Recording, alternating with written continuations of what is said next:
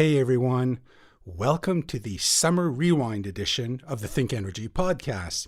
While we recharge our batteries during these lazy, hazy days of summer, we're bringing back some blasts from our podcast past. We'll be reintroducing some of the most popular interviews that garnered a lot of attention and interest. Perhaps not a coincidence, but they're all focused on the future of the energy sector with themes like renewable energy, green innovation, and being eco-conscious. So I hope you truly enjoy our Summer Rewind edition. In the meantime, have a happy summer, and we'll be back September 6th to kick off another exciting season of the ThinkEnergy podcast. I'm Dan Sege from Hydro Ottawa, and I'll be hosting the ThinkEnergy podcast. So here's today's big question. Are you looking to better understand the fast-changing world of energy? Join me every 2 weeks and get a unique perspective from industry leaders as we deep dive and discuss some of the coolest trends, emerging technologies, and latest innovations that drive the energy sector. So stay tuned as we explore some traditional and some quirky facets of this industry. This is the ThinkEnergy podcast. Hey everyone, welcome to the ThinkEnergy podcast. Canada's electric highway is now a reality. Petro-Canada recently made a bold move to equip 50 of its retail outlets along the Trans-Canada Highway with electric vehicle fast chargers. EV owners can now drive from the Rockies to the Maritimes. It's nothing short of monumental for Canadian EV owners. Cities are also investing in infrastructure to facilitate their citizens' transition towards electric vehicles. More and more drivers are choosing EVs or electric vehicles, leaving fossil fuel behind and turning to electricity to power their vehicles. EV owners need a convenient, reliable, and fast turnaround in recharging their vehicles. So here's today's big question. Canada's electric highway is a great start, but how do we create a favorable environment for EV adoption? My guest today on the ThinkEnergy podcast is Al Cormier, CEO and President of Electric Mobility Canada, here to talk about barriers and opportunities that exist for the future electrification of our cities.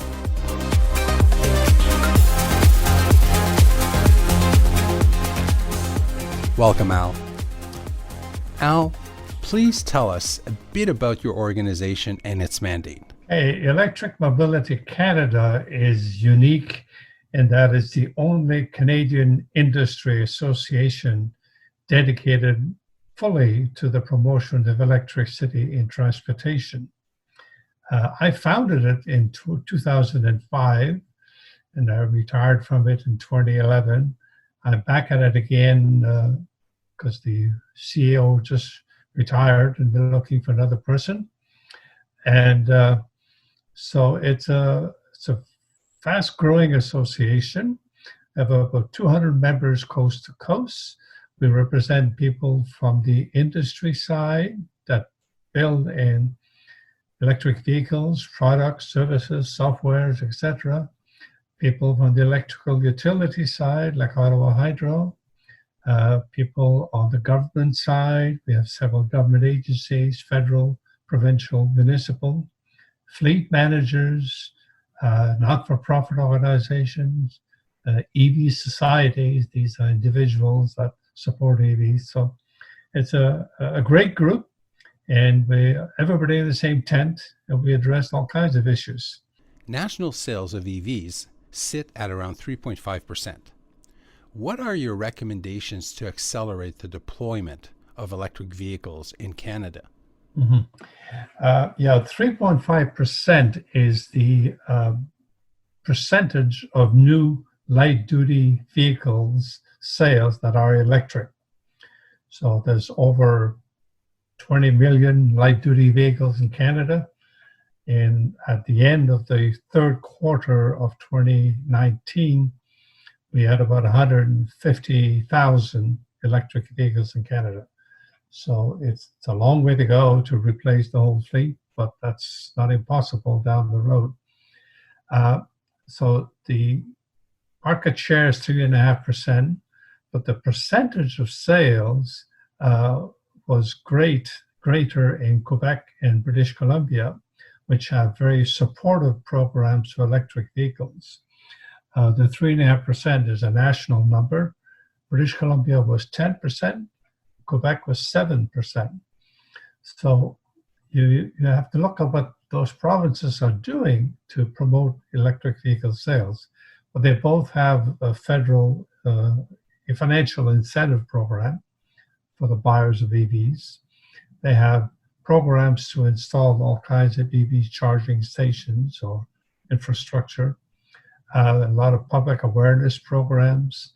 They have bylaws at the local level that require homes to be built ready for EVs, provincial regulations mandating the auto sector to sell a percentage of the sales being EVs. So a host of actions that can help set the market to be in a good condition for the sale of EVs. Now, last March, the federal budget announced a national incentive program for EV buyers that took place in May. It was implemented in May last year. That have bumped the sales nationally. We expect the final results for 2019 in the next week or so. And I expect that the 3.5% may well be closer to 4.5%, 5%. Quick question, Al. You alluded to light-duty vehicles, the category. Yeah. What other categories are there? Light-duty vehicles are passenger vehicles, pickup trucks, that kind of stuff. Then, of course, you get into commercial trucks, bigger vehicles, different classes of trucks. There's 8 classes of trucks. We get into transit buses. We get into school buses. We get into charter buses. And we get into off-road electrification. We have electrification in the marine side, in pleasure boats, in snowmobiles. We have electrification in the farming level, agricultural machinery as well. The mining sector, particularly helpful in the underground, where the ventilation problems are an issue. So there's electric mobility is spreading out into many, many sectors. We even have an electric airplane in British Columbia now. When can we anticipate to see a shift from major automakers to enhance their EV product lines? Is it starting? Yeah, well, I think it's fair to say that all of them are in the business of setting themselves up for EVs. We have some that are committing to producing only EVs after a few years' time. And right now there's over 40 different models available, not always available in every part of Canada. But the auto industry is a complicated business. To introduce a new model is about a 4 or 5 year cycle. The time it's designed and tested and whatever, marketed. And then they line up their productions this year for next year. So if there's a demand for EVs in any part of Canada, it sort of has to wait till the industry is ready. And of course, some people are not patient enough to wait for that. They've been enacting what they call zero-emission vehicle mandates. California, Quebec, and British Columbia are saying that we have a supply side problem, and they're requiring the auto industry to produce as electric a certain percentage of their production over time, and that percentage increases to 100% by 2040 in some jurisdiction. So they're being pressured by the regulators to produce more EVs. They're being pressured by the public that want to buy more EVs for economic and environmental reasons. And they have a hard job to do to transition their industry, so to speak, to meet that demand. But hopefully they'll catch up with public demand soon, and supply should not be an issue. Is there a typical persona to an EV owner? In your experience, what do EV owners care about? I've been watching this now for over 10 years, and I think the early people, early buyers, are people that are what we call the early adopters. They like new technologies, they want to try it out and everything else, and they'll go to great lengths to make it work. And the next phase of buyers have been those that have been buying it for environmental reasons, because they're getting more and more committed to reducing emissions in transportation, which is not unimportant. At the national level, transportation contributes about 25% of greenhouse gas emission. And in major cities, it's as high as 40%. So it's a big problem. So then we have the environmentalists have been sort of the next phase. But we're now seeing people buying EVs for economic reasons, because they save the average user about $2,000 a year in fuel costs. And of course, servicing costs are a lot less because there's a lot less moving parts in EVs and they require less servicing. So that's attractive as well. So that's sort of the transition. And of course, in the last year, we've seen a lot of public demand for action on climate change, a lot of awareness. And I'm starting to see some TV commercials from auto companies promoting their electric vehicles. So that's good. I would love to have your thoughts on the following. Getting more EVs on the road is a practical and effective way for Canadians to reduce pollution and fight climate change. But how are we offsetting EV drain on the power grid?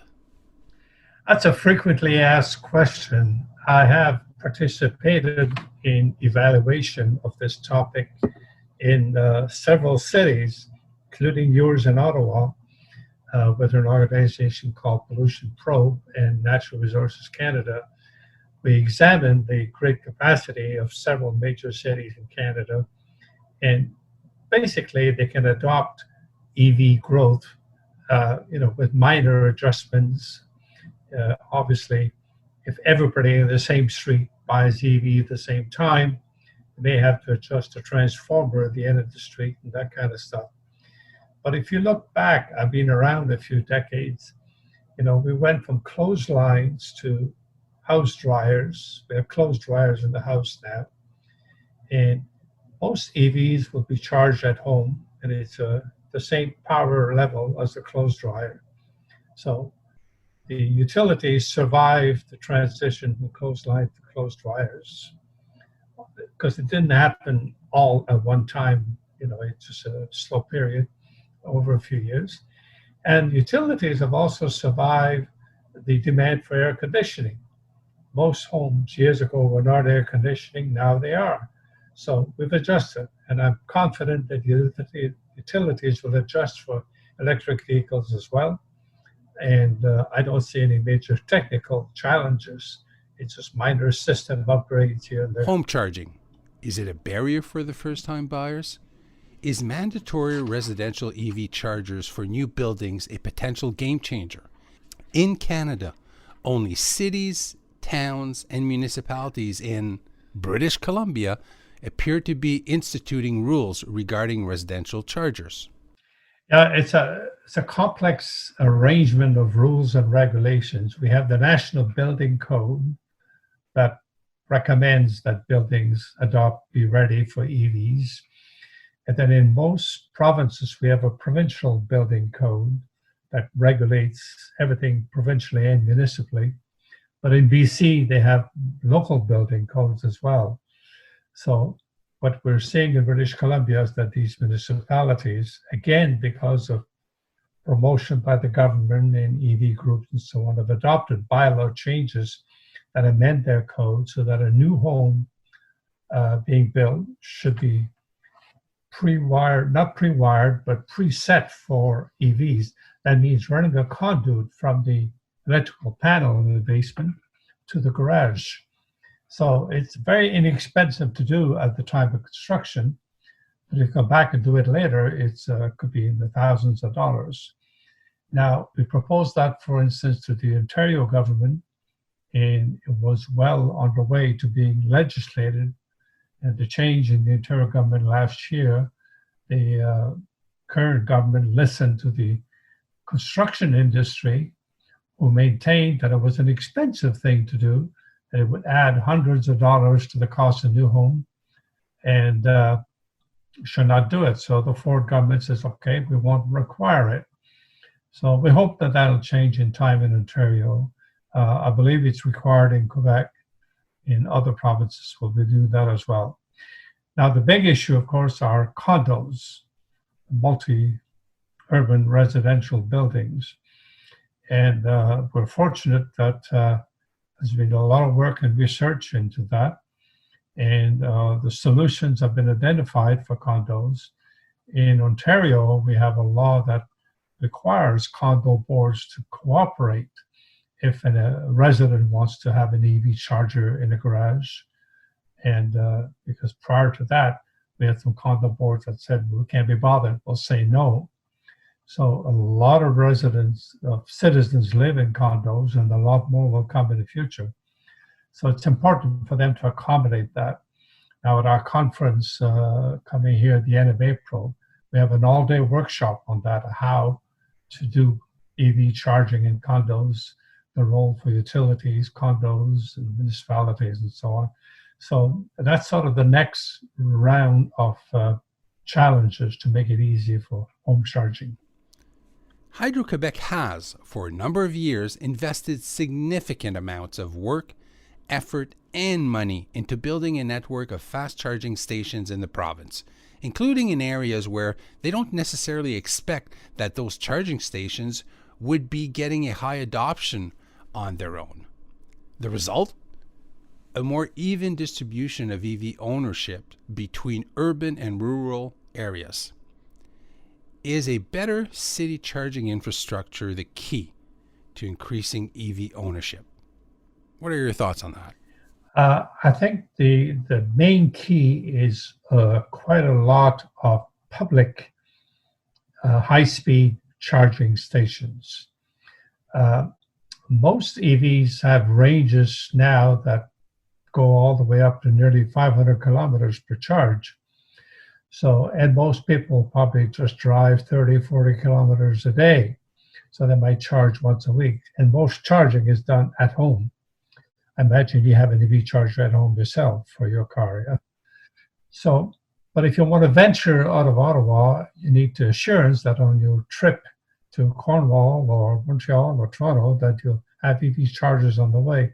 So those have to be public charging stations. They have to be the level 3, the high-speed charging. So you can charge most of your batteries within 15, 20 minutes or so. And of course, we're seeing that being adopted now by Canadian Tires installing it at their stores. Petro-Canada is doing it. Quebec has done a lot in their province.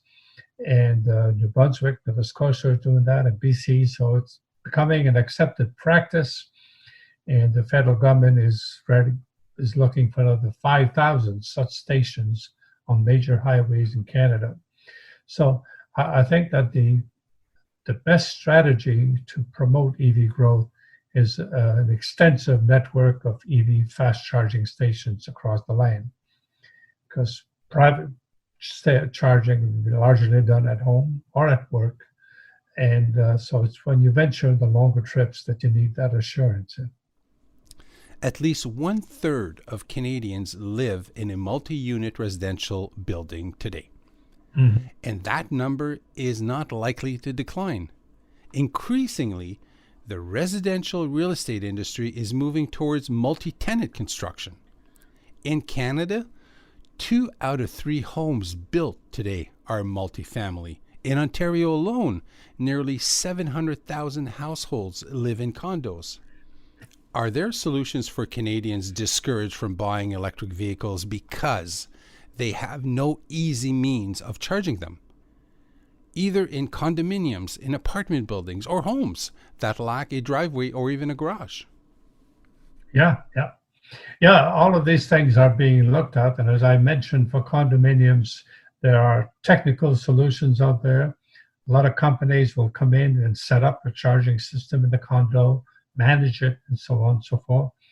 And electric utilities are gearing up on how to deal with condos, assess the condo electrical system capacity, and come up with an easy process for the EV owner in the condo to buy and use and charge an EV. It gets complicated because when you buy a condo in a building, you are assigned a parking spot, typically underground or on the side parking lot, and that parking spot is tied by law to your suite. So you can't, say, move your car to a parking spot near the electrical panel. So you have to run power to the car parking spot. But it's not insurmountable, not all that expensive. So the condo solutions are there. There are companies promoting and assisting condos in doing that. There are legislation in some provinces encouraging, requiring condo boards to collaborate and help out. And then we have the other issues in older parts of cities. We have people that have cars that park on the street, no driveways, no garages. Some of that in Montreal, some of that in Vancouver, even parts of Toronto, and probably even parts of downtown Ottawa as well. And in those areas, there are technology where a charger can be placed on the sidewalk or next to the sidewalk, on the street side of the sidewalk, so to speak, and people can charge there and then pay for their electricity. Depends on the parking arrangement on the street. Do you believe that EV adoption is directly tied to provincial or federal financial incentives for EV buyers? Very strongly tied, yeah. We saw that in Ontario when they stopped the incentives in 2018. The sales dropped by about 40%. So because EVs at this point in time cost more than a regular car, these incentives help offset that cost difference. And that's the same with any new technology. As the sales volume go up and production levels increase, the per unit cost will go down. And there are strong predictions that perhaps in 5 years or less, electric cars will cost the same as an ordinary car, as a gasoline engine car.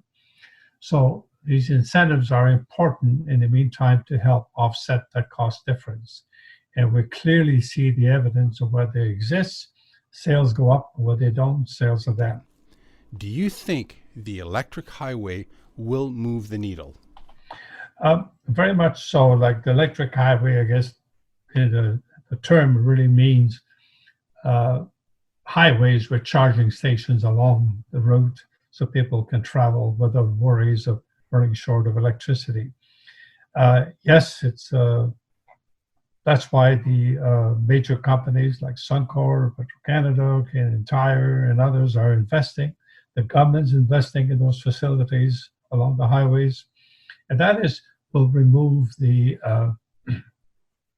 constraint from EV owners, the anxiety range that they have, or the range anxiety, pardon me.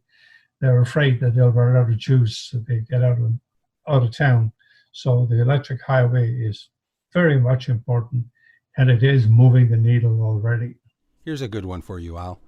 What's your view on the role municipalities play in the electrification of transit? Well, transit across Canada are a municipal responsibility. And of course, the municipalities buys the buses or light rail or whatever. Now, all the rail systems in Canada are already electric, so there's no worries there. And new ones being planned are also coming electric. But on the bus side, the emissions from diesel engine buses is not insignificant. And in major transit hubs like Ottawa, Toronto, and Montreal, you have a lot of densities of buses in the city centers that are contributing significantly to pollution. So it's incumbent, I think, on municipalities to look at alternative technologies. There are hydrogen buses being developed, but that's a little bit down the road. We already have, though, electric buses. We have three companies making electric buses in Canada. one making electric school buses as well. So we have a lot of transit system buying electric buses and trying it out, and the success rate so far has been quite good. The federal government is hoping to see the end of diesel engine buses in the near future and a total switch to electric buses, and we encourage that. So municipalities obviously have to go along with this thing and plan accordingly, and the funding levels from provinces and federal government for the purchase of transit buses have to change to accommodate electric buses as well. Can you talk to me about the EV 2020 conference coming up? Yeah, that'll be our 11th annual national conference taking place in Mississauga at the end of April. And we're already very actively involved in developing the program for the conference. And it's the place to be if you want to talk about, to learn what's happening in electric mobility, technologies, policies, etc., or what's coming down the road. And we have about 500 people from across the country that attend these things. A marvelous exchange of information, strategies, and policies, particularly among the municipalities and utilities that don't compete with each other. We even have exchange within industry members. Some are competing with each other, but they collaborate. And we have speakers coming from universities, research centers, industry members.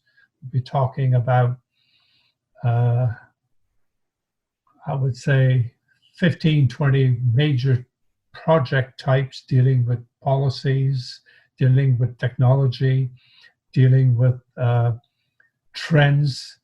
And we'll have 15 technical sessions with about 45 to 50 speakers, 7 or 8 major plenary sessions, a trade show where you see the latest and the greatest. So it's the place to be. Al, thank you for joining me today. If someone wanted to reach out to you and connect, what should they be doing? Well, they can go to our website, www.amc-mec.ca, or just click Electric Mobility Canada, and they'll take us to our website. Lots of information there. Or anyone can call me, 416-970-9242. Again, thank you very much. I hope you had a lot of fun. Cheers. You're welcome, Dan. Thank you for joining us today. I truly hope you enjoyed this episode of the ThinkEnergy podcast. For past episodes, make sure you visit our website, hydroottawa.com/podcast. Lastly, if you found value in this podcast, be sure to subscribe. Anyway, this podcast is a wrap. Cheers, everyone.